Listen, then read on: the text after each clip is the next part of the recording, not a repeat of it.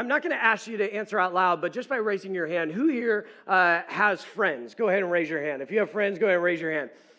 Okay, and if you're sitting next to someone whose hand is not raised, you need to adopt them, all right? Be their friend, take them to lunch. But as I assumed, everyone's hand went up, that we all have friends. Now, second sort of follow-up question is who here over the past 3 years, we'll just say over the past 3 years, has experienced loneliness? And I'm going to ask you, just a little bit of vulnerability. I'm not going to put you on the spot, but over the past 3 years, you've also experienced loneliness. Go ahead and put your hands up. Yeah, okay. So kind of as I assumed, and I find it interesting a little bit, right, that all of us would say, I have friends, and yet almost all of us also at the same time said over the past 3 years, we've experienced a lot of loneliness in our lives. Isn't that interesting? Now, while we can be surrounded by friends in our life, we can still experience deep and real loneliness. And I find it interesting also because we also live in the age of social media, don't we? Where I can know things about your life that I really don't care to know about, right? Because those people who post like their PR at the gym or their $20 salad they got at Blue Barn, it's like I don't really care, but now I know because of social media. What's interesting is like we're more connected than ever, and yet arguably we're more lonely than ever. Now, we might think that loneliness is an implication of COVID, but I think you and I both know that loneliness predates COVID, right? Like COVID didn't create loneliness. Loneliness existed before COVID. It existed before quarantining. It existed before social distancing became a normal part of our vocabulary. In fact, one survey out of UCLA in 2019 gave this really startling survey on loneliness. And they said that 3 out of 5 Americans claim to be lonely. 3 out of 5. Which was 7% higher than it was in 2018. And not only is there this sort of disconnect happening in our relationships, but it's actually affecting us physically as well. There are different meta-analyses that have been taken to study the effects of loneliness on our lives. And one study suggested that loneliness actually hurts us physically more than smoking 15 cigarettes a day. I find that crazy. But at the same time, I also find on some level that is probably true. Even our former U.S. Surgeon General, Vivek Murthy, called loneliness a public epidemic and called that before the pandemic of COVID, a term that medical professionals obviously don't throw around lightly. What many have discovered about friendship is not only nice, but it's necessary for our long-term health. And that's what I want to talk about today. In a world full of people, in a city full of people, how can you find your people? Because as a pastor for the past 10 years here in San Francisco, one of the most frequent, if not the most frequent thing I talk about with people is how lonely they are. It's people who live in a house full of 10 roommates and they feel completely alone. That you work in a massive tech company and yet you feel completely alone. And by the raise of your hands earlier, it's probably true for many of us here today that you have or currently do struggle with loneliness. And so I want to talk about this. How can we, in a city full of people, how do we find our people? And we need to talk about this because I truly believe that if you're going to rise above the noise in your life, if you're going to live a life of clarity, I need you to understand, I don't really believe you can live a life of clarity without community. That I think we actually need community in our lives if we're going to rise above the chaos and live a life of clarity. But to start, we need to understand something about relationships that really might sound weird at first, what I'm about to say. And if you're an Enneagram 7, anybody here, you're an Enneagram 7, right? And Enneagram 7s, they're hyper all the time, and they're all about people, and they're just so fun to be around. But if you're also a person who's like all about harmony and making sure everyone is included, you might not like what I'm about to say, but I really do believe this is true in regards to our community, and that is this: not all relationships are equal, and that's okay. Like, not all relationships are equal, and that's okay. Some relationships you need to invest more time, while others you don't need to invest as much time. Now, let me be clear. All people are created equal, but not all relationships are equal. All people carry equal dignity, but not all relationships carry equal depth. All people deserve equal respect, but all relationships do not bring the same return. And if you're going to form healthier and more fruitful friendships in your life, you're going to need to understand this, that not all relationships are created equal. And if you're going to find your people in a city full of people, you're going to need to be able to identify who are the most intimate people in your life that not only provide you the greatest return, but also provides a space for you to provide the greatest investment. And that can't be everybody, by the way. Trying to be everything for everybody is a surefire way to eventually burn out relationally. Because we know this. Like at some point, relationships take on a life of their own. They fall into different categories. And if you're single and have ever been in a friendlationship, and you know what I'm talking about, friendlationship, right? You're like, we're friends, but are we? You know? And there's a lot of flirting. At some point, you got to have a DTR. You got to define the relationship, right? You got to sit down and be like, what in the world are we? It's because you understand this. Like, not all relationships are equal. And that's okay.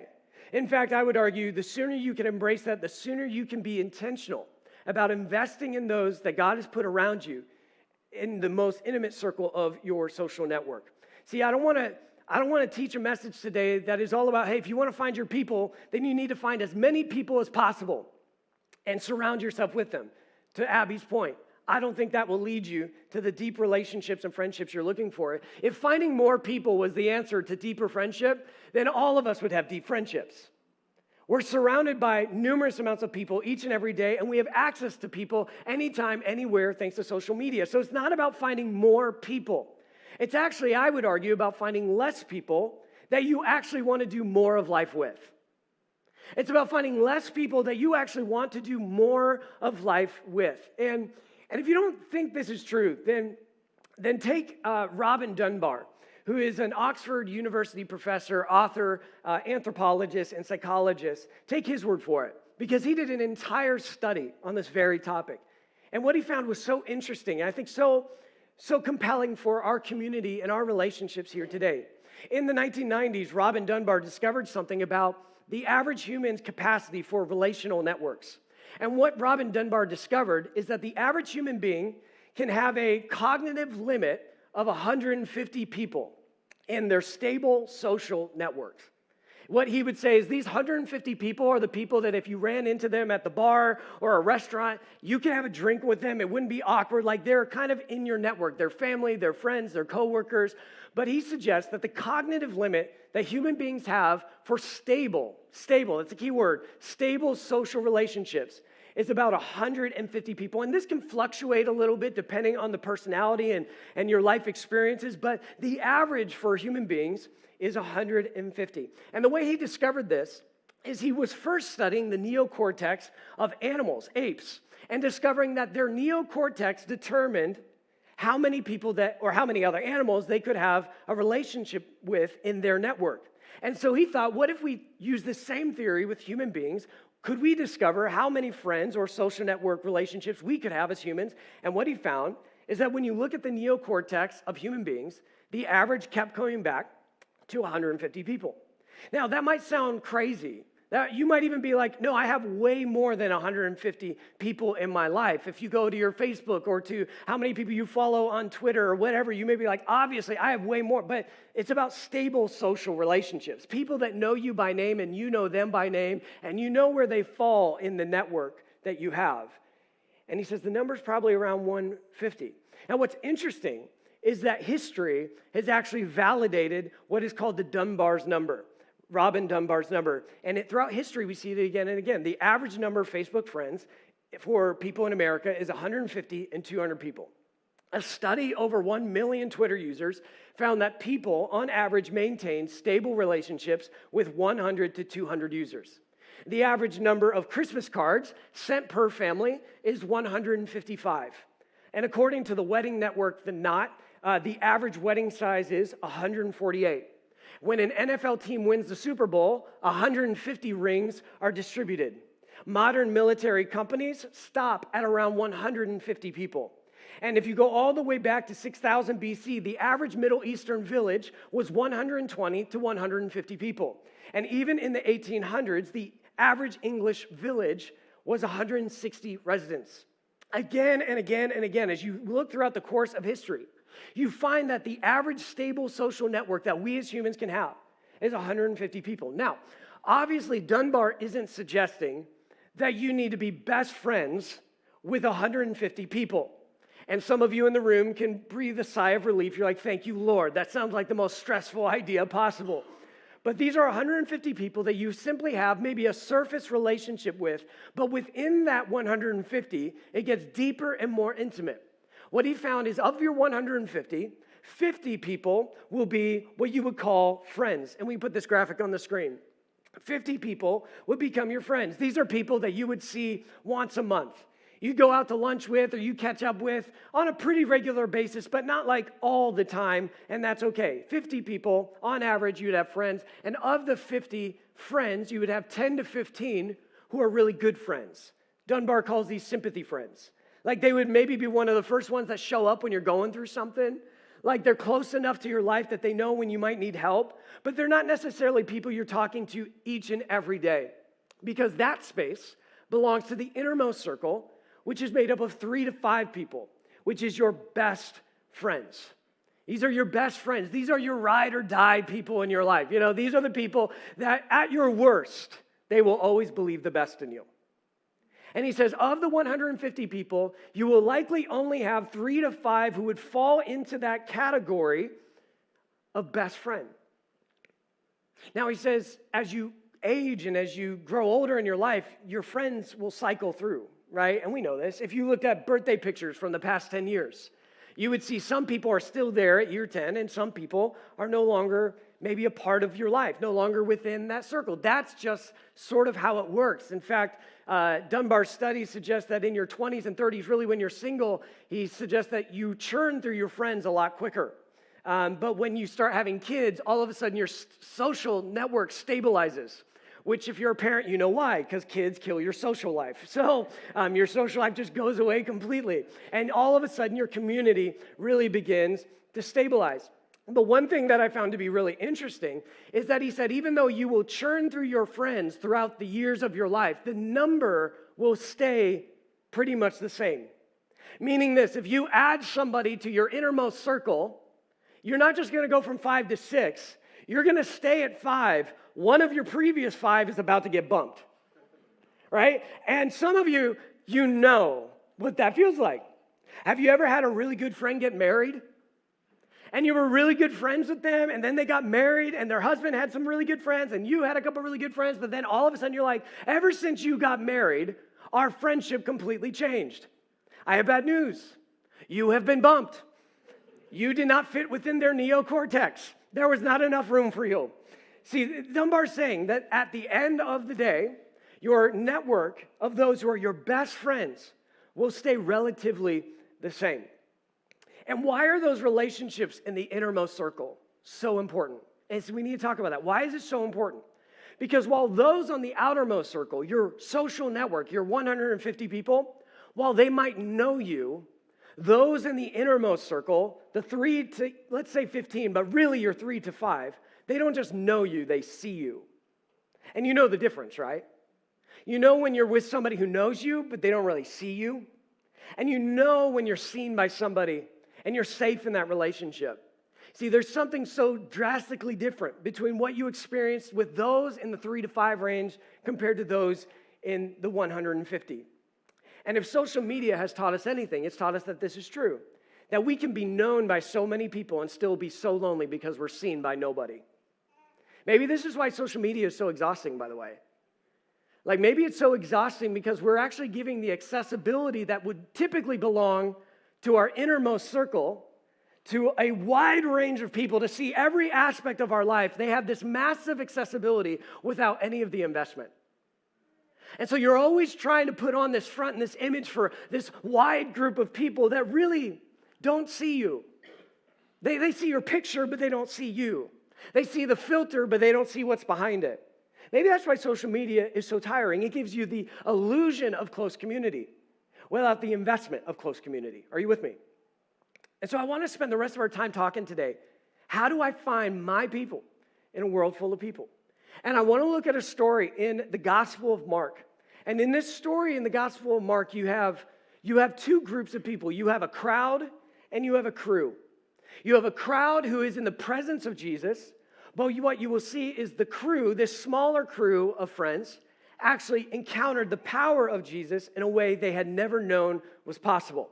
And I want to propose this morning that there are some things about Jesus that you will only experience in the crew that you will never experience in the crowd. And some of you are going, man, church just isn't really meaningful. It's not really impactful. It's just not really powerful. And I want to propose that maybe for some of you, it's because you're trying to experience a level of power in the crowd that Jesus says you will only experience with the crew. People that see you and walk through this life alongside you.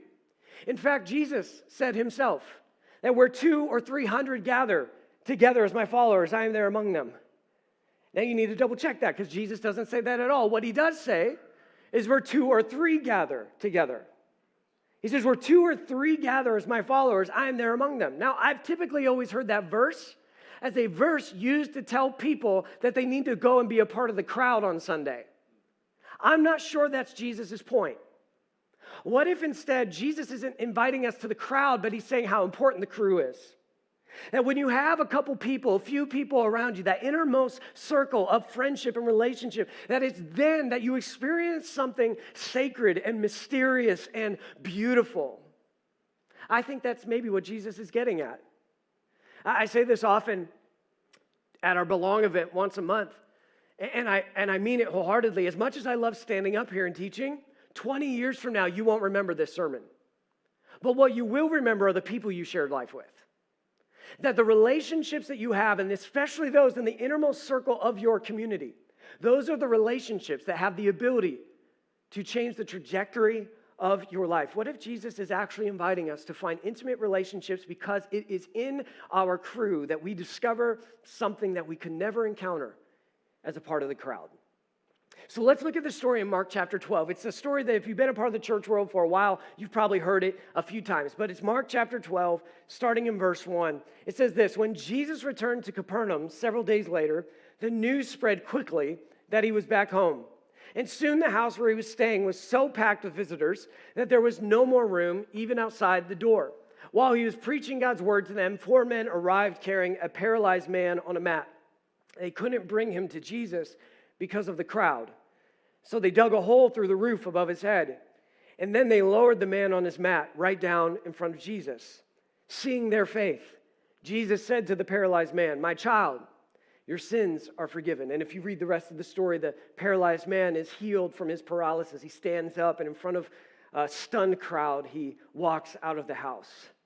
I mean, this is one of those stories that, like I said, if you've been to church for a while, you've maybe heard before, but have you ever wondered why this particular story has seemed to resonate in the lives of so many for a couple thousand years now? Like, why do so many people come back to this story? If you've been in the church world at least, why do we keep coming back to this story? Here's my guess. I think this story really speaks to each and every one of us because we see something that this paralyzed man has that we all wish we have, and that's friends. Friends that are willing to carry us. Friends who are willing to take us where we cannot take ourselves. Friends who do not give up on us. Friends who do not leave us behind. See, these friends, they experienced obstacle after obstacle. First, their obstacle was the crowd in front of them. They couldn't get to Jesus because of the crowd. And then the second obstacle was the roof, and they had to somehow get through the roof in order to get to Jesus. But no matter the obstacle, these friends refused to leave their paralyzed friend behind. If you're taking notes today, here's the first sign of somebody who's your person. If you're wondering, who are my people? How do I know who are my people in my life? Who are those who are just part of my network, and then those who are the innermost circle? Here's a good sign to look for. Your people, they will refuse to leave you behind. You know that you have your person in your life when they refuse to leave you behind. I don't know if anyone can relate to this, but I wonder if you had people who were in your life you were friends with before the pandemic, and then you entered into the pandemic, and all of a sudden they disappeared. I don't know if anybody can relate to that. And all of a sudden you're like, wait a second, you don't even live in San Francisco anymore? Like, and you didn't even tell me? Maybe you had some friends, they didn't move away, but like the distance between the two of you is now insurmountable, and it's confusing because you're like, I thought we were friends. I guess I was wrong about our friendship. But now, maybe more than ever, you know who your people are. I've found the last couple years to be a great pruning of my personal community. Have you experienced that? You really found out who was invested in you, who was committed to you, and who refused to leave you behind. I think that's one blessing of the pandemic, is that maybe we really see with greater clarity who our people are, because they're the people who are still standing by us after the last few years, because these last few years have been hard for all of us in different ways. Like, we might not all be in the same boat, but we were all in the same storm. Like, we all experienced the pandemic differently, some of us with fear or anxiety, some of us depression, and there were people in your life that grabbed your mat and carried you where you cannot carry yourself. Which, by the way, I think there is a powerful and unspoken truth in this story about how deep friendship works. Not only is deep friendship when you have people who will carry your mat and take you where you cannot take yourself, but deep friendship is when you allow them to carry your mat. You allow them to carry you. That is a part of having a deep mutual friendship with that innermost circle. Can you imagine how humiliating this was for the paralyzed man? He is being carried on a mat in front of the crowd, and then he is being thrown on a roof. And then his friends vandalize this house in the name of friendship, and maybe through a pulley system, I don't know, but they lower their paralyzed friend down in front of everybody. How humiliating would that have been to have your greatest weakness and vulnerability on public display? And I think this is a picture of how friendship works. It's not only finding people who will carry your mat, but it is you being the person who allows other people to carry you where you cannot take yourself, because you trust they'll carry your vulnerability well. That's when you know you've got a good friend, right? When you know you can be your whole self, even when your whole self is a hot mess. And you know that those people, they will not only refuse to leave you behind, but they will carry your weakness well. They will carry your vulnerability well. Who do you have in your life? Who do you have in your life that has proven they can be trusted with your greatest vulnerability or your greatest weakness? Who do you have in your life that you know when push comes to shove, they're not going to leave you behind? And conversely, who is it in your life that you have committed to in this way? I need you to understand, this isn't just a message about how people can be friends to you. This is also a message how you can be a friend to people. Who is it that you can carry their vulnerability well? Who is it that is in your life that you can commit to them, refuse to leave them behind, and take them where they could not take themselves? See, if you're trying to find people, your people, in a world full of people, in a city full of people, in a company full of people, some of you in a house full of people, a good place to start is asking, who refuses to leave me behind? But the second sign that we get from Mark 12 of somebody that is your person, somebody's like a relationship, the innermost circle that you need to really prioritize and invest in, they not only refuse to leave you behind, but what we see in this story in Mark 12, they also elevate your perspective. They elevate your perspective. I love what these four friends do. The four friends and really five friends, they show up to this service and they show up late because the crowd had already arrived. They must be from San Francisco. So they showed up late and service has already started. The crowd is already formed. Now they can't get to Jesus. Because of this, they don't give up, but what do? They seek higher ground. They get their friend to the roof. And they begin to dig through the roof so that they can see Jesus and get to Jesus from a different perspective. What a great picture of what your people should do for you. That your people should elevate your perspective, not keep you tied to a low one. That your people, I'll tell you this, if you have people around you that they are your quote-unquote innermost circle, but they feed cynicism, they feed negativity, they feed a victim posture in your life, they never call you higher, they never call you to something greater, I don't know if those are your people that you really want. Because the people who will take you further faster are those who will refuse to leave you behind, and the people that when you're around them, they elevate your perspective, which is what your top 5 should do.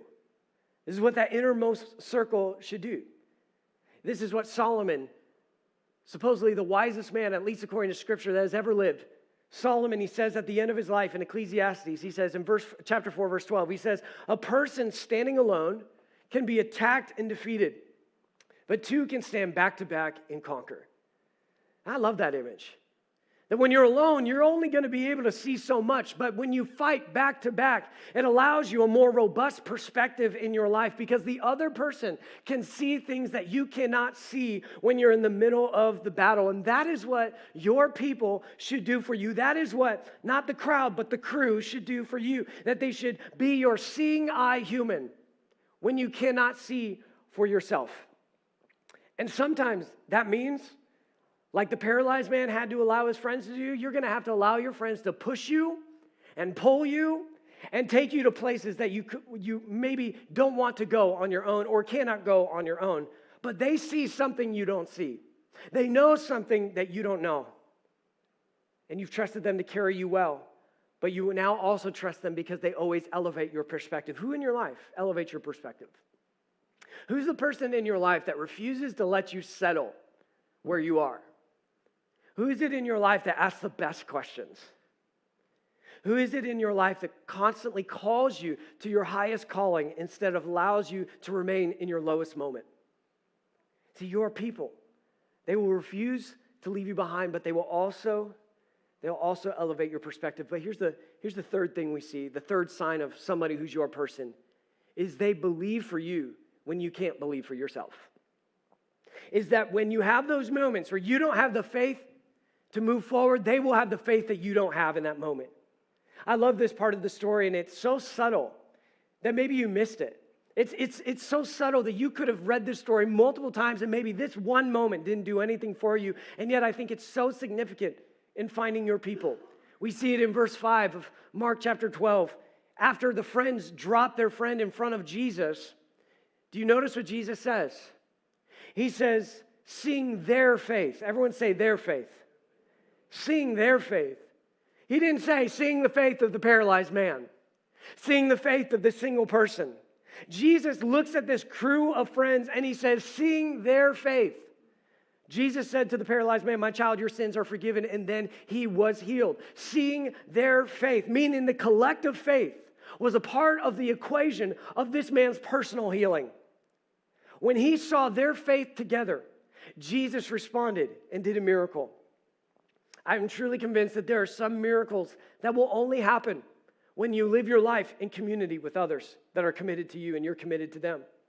That as strong as your faith may be, I promise you your faith is not stronger than the collective faith of 5 people around you. The collective faith that you share with your people will always take you further. It will always take you faster.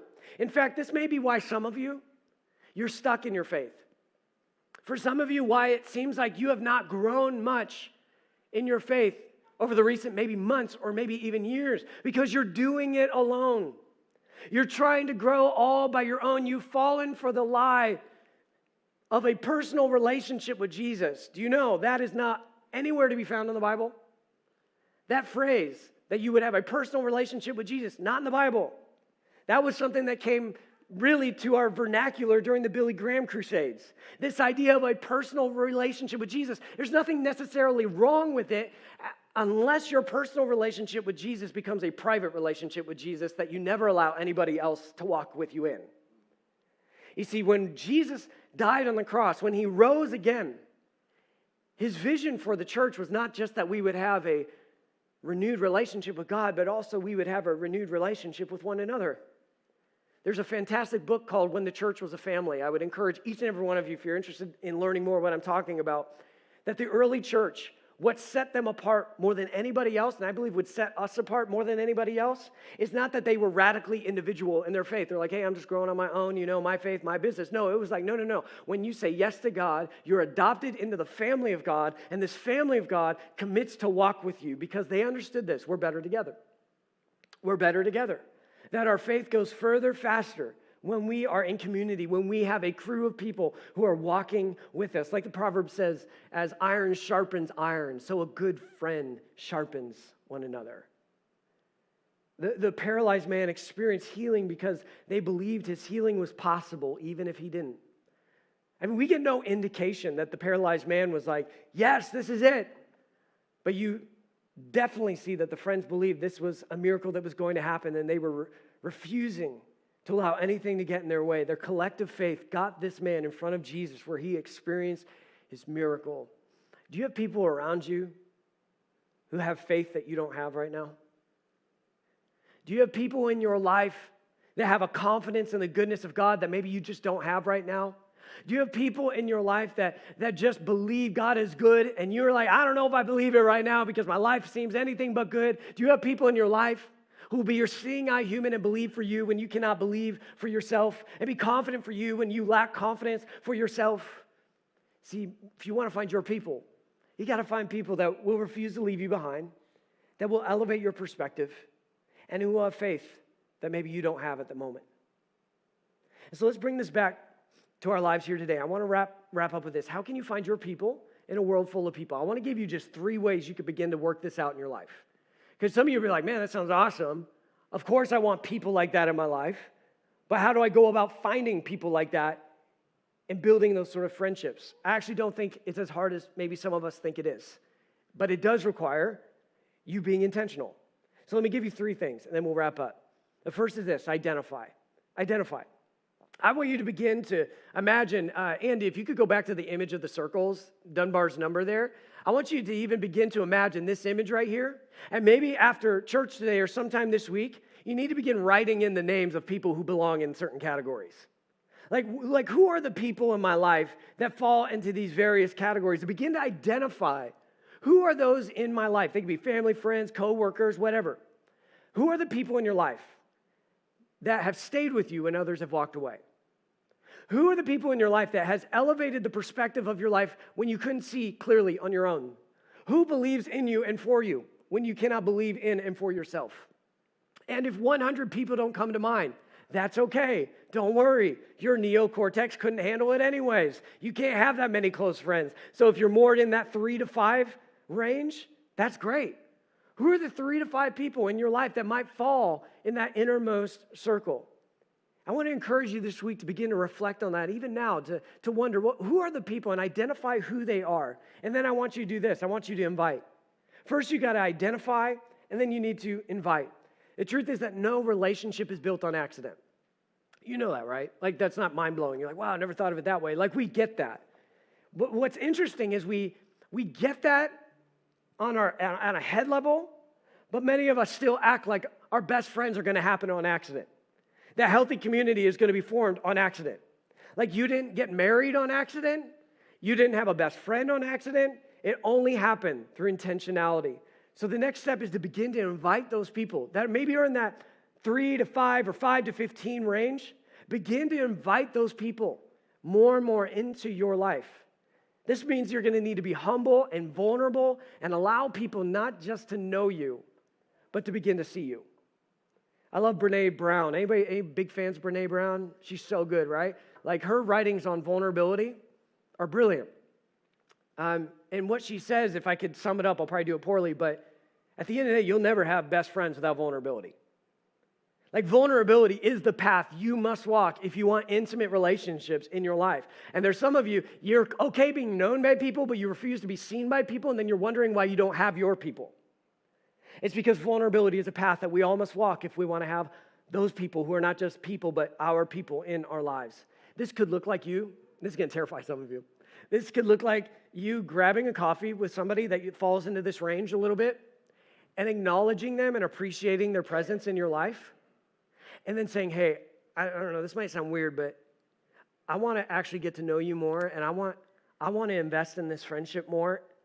And you know what? I actually want to give you permission to elevate my perspective. I want to give you permission to challenge me. I want to give you permission to say when you see something that maybe I'm not seeing. I really just want to give you access into my life because I value this friendship, and I really want to invest in that. See, I think you begin having conversations like that with those people who are in that innermost circle, you're going to begin to see those friendships flourish. And then it leads to the last thing, and that is invest. Identify, who are they? Invite them into your life, and then you got to invest. You got to invest again and again and again because no relationship is built on one conversation. No friendship is built on one conversation. You continue to invest. In fact, Professor Jeffrey Hall, he did a study on how long it takes for friendships to develop over time. And his research shows that it takes about 200 meaningful hours to form a best friendship for it to begin to develop. 200 meaningful hours. That's not just like sitting in a room on Sunday together. It is like going on a trip together. It's like going on a trip to Tahoe and almost dying 3 times, Ashley, if you know what I'm talking about. It's experiencing these memories together. Ask Ashley about it. It was a crazy story. But meaningful hours where you share life, you create memories. Jeffrey Hall says it takes about 200 meaningful hours to begin to develop a best friendship. And he also determined that it took about initial 50 hours of interaction for an acquaintance to become a casual friend, and 90 hours to convert that casual friend to a regular friend. What's the point? It's going to take time. That's why it's always discouraging when people join a small group here at campus. They're like, well, I went one time, it just didn't click. Duh. Like you were there with 2 hours. Of course it didn't click. There's nobody you've met for 2 hours and now you're best friends with them. You got to continue to show up. You got to continue to be intentional. You got to invest. If you want that person to become the person in your life, you got about 200 hours to go of meaningful time together. The point is this. We could argue about the actual time. The point is this. You got to be intentional. You got to be intentional. And this will require a change of posture towards how we value our relationships. I can't tell you how many people I see again and again here in San Francisco is they're hustling and they're working so hard and I just don't got time for community. Or they're in a busy season or a stressful season and the first priority to go is people. Isn't that interesting? And so they'll go through this busy or difficult season and they're like, people got to go because I got to focus. And then by the time they get to the end of that season, they are a shell of themselves. They are completely unhealthy. And they're like, why don't I have any close friendships? Because you have put work and you've put hustle above people. And I'm not saying you need to invest 200 hours with your social network of 150. Maybe you do need to scale back that circle. But I want to invite you to never scale back the 3 to 5. In fact, in your busiest, hardest seasons, you need to spend more time with those people. Because we need those seeing eye humans who will not leave us behind, who will elevate our perspective. And we'll have belief and faith when we can't have it ourselves. And so I want to close with this real quick. I just want to remind you, this is not only a message about how to find friends, it's really a message on how to be a friend. How to be a friend. I think sometimes we've forgotten how to be a friend because we tend to walk into a community and go, what am I going to get? And no one wants to be a friend with the person that every time they talk to you, they're expecting something from you. Have you had conversations with those people? It's a conversation you can't wait to complete. You know what's special is when you walk into a room full of people, instead of saying, what can I get? You enter into it and say, what can I give? How can I invest? So can I ask you, are you the kind of friend that you're looking for? Are you being the kind of friend to somebody else that you would want to be friends with? One who shows up when others walk out. One who elevates the perspective of somebody else above their problems. And one who relentlessly believes in and for them, even if they, and especially when they cannot believe in and for themselves. Can you imagine the health and the life and the joy you would have if you knew, man, I got these people in my circle right here, and they don't leave me behind, and they always call me up to a higher perspective. And man, I know I can lean on them when I don't believe, because their faith is going to keep me moving forward. One of the most liberating and clarifying places you'll ever stand is when you finally understand that you are not created to stand alone and you decide to stand with others. There is something beautiful and liberating when you no longer live your life leaning on your own strength, leaning on your own willpower, leaning on your own know-how, leaning on yourself. There is something so liberating when you surround yourself with a crew that you can lean on, and you know they're leaning on you as well.